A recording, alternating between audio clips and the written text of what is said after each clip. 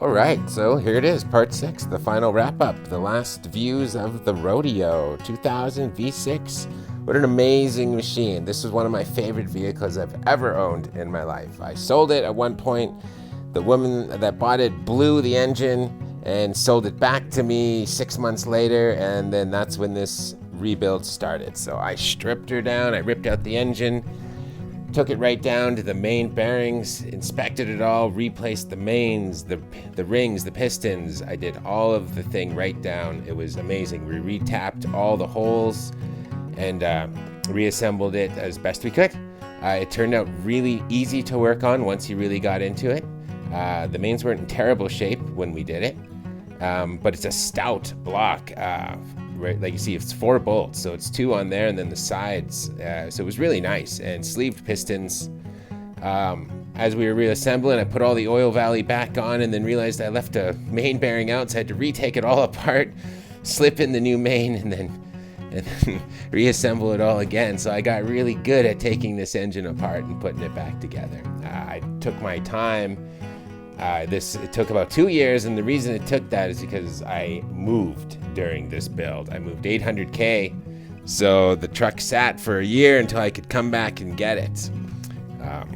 Working in the driveway was really tough. You just do that thing. It's winter time, gets real nasty out here in Canada, of course, and you throw down a piece of plywood and hopefully it works. That engine tends to punch right through the plywood though once it's all assembled, because that's a heavy transmission and engine combination.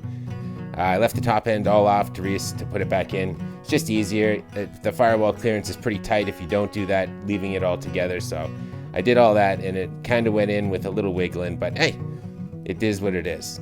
When I did all the head work, stripped those right down to the thing, and then I wanted to port match the head. So I did do that, which opened them up quite a bit. Now, they were pretty big to start, so opening them up more made them gaping. One of my previous videos there, you can see I was complaining about maybe it not being reassembled properly. Looking back at all these old videos, I can see that it was all lined right back up, and the biggest issue I had was a cheap timing belt tensioner. That caused me a lot of grief and re-diagnosing of everything, but I did it. It took time. It was a really fun project to do. Once it was all back together, you know, little by little, it's just a gorgeous, simple looking engine, and I'm happy to work on another one. I have another one that I'm gonna rebuild because it really was a pleasure, and I'm gonna do a few things different on this one. But cleaned, polished, ported, marked, reassembled, new parts, new gaskets, new seals. There's nothing more satisfying than an engine that's all got new seals, doesn't leak any oil, didn't burn anything, it didn't leave drips. It was amazing. Got it down to my new shop. It looks amazing. It was one of my favorite vehicles I've ever owned. Drove great. What a riot this thing was. Lots of power, and the kids loved it, of course. And off we went. It was great. Oh yeah, the fun and games never end here. Gotta get the old rodeo going. Except I forgot the keys.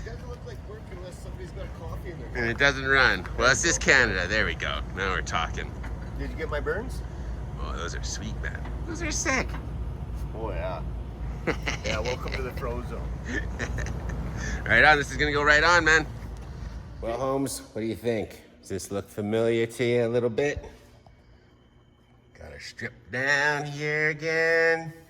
That's where that bad O-ring was in this pipe here. That it was way too junky. And then when it leaked out that tiny hole in the center of the screen there. Right down there. So then it looked like it was coming out of the bell housing. So man, I hope to get this thing running, dude. Maybe we can bring it down, maybe not. We're gonna try. Woo, man, love it in here. It's a perfect day. It is cool as a cucumber in here though. Time. Check that out. Let's get some. Just gonna chill out, relax, tinker away on some stuff. Probably work away on the rodeo a little bit today. Tidy that up. That's been holding me off. And we'll get her done. Hang in there, guys. So, when I first rebuilt this engine, I put way too much goop on the cam end caps and they failed. right away. As soon as I started it, the oil pressed them right out. So that's what I'm working on. Cleaning those caps up. Gotta get them looking like that instead of the goop mess that they were. No problem, that's easy. It's just tedious, takes time. But, I mean, you take your time, you take the parts off, and you fix the parts. You put them all back together to organize it. That's the way to do it. Using gasket, no goop in between the two metal parts, and the paper gasket blew it.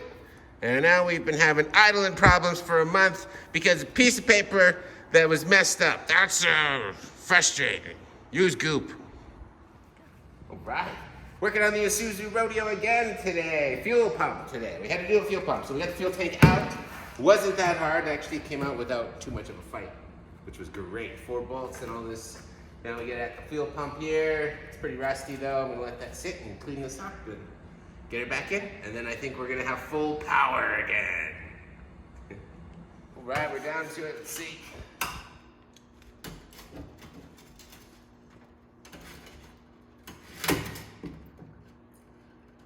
I believe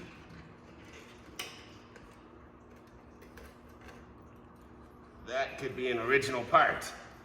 Oh my goodness. I don't know how to drain this. Oh. Oh. There's a lot more fuel in there than I thought. Well, there it is. I think that's the original fuel pump that came with this back in 2000. So she lasted 21 years. 20 years.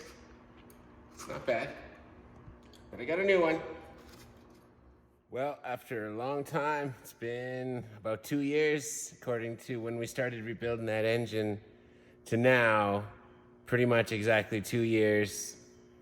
It's been a lot of stuff. It's been a lot of pulling. It's been a lot of everything. I had that leak forever the last few months. I was not able to diagnose.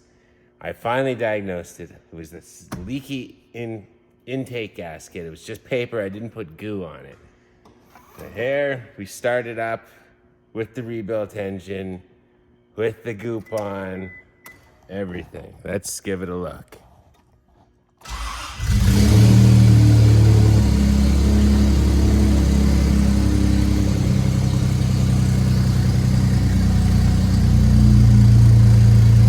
Purring like a little kitten.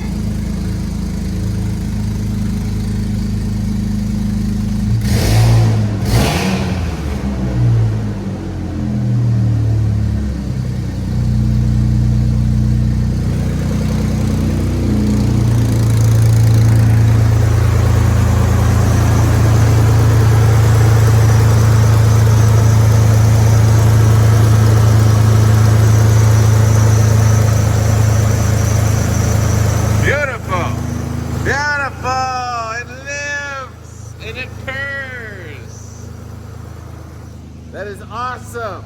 I finally rebuilt that engine and I got it working. It's amazing. I'm pretty happy about that. It's all clean looking. It's all together. I left it stock pretty good. I bored it out a bit.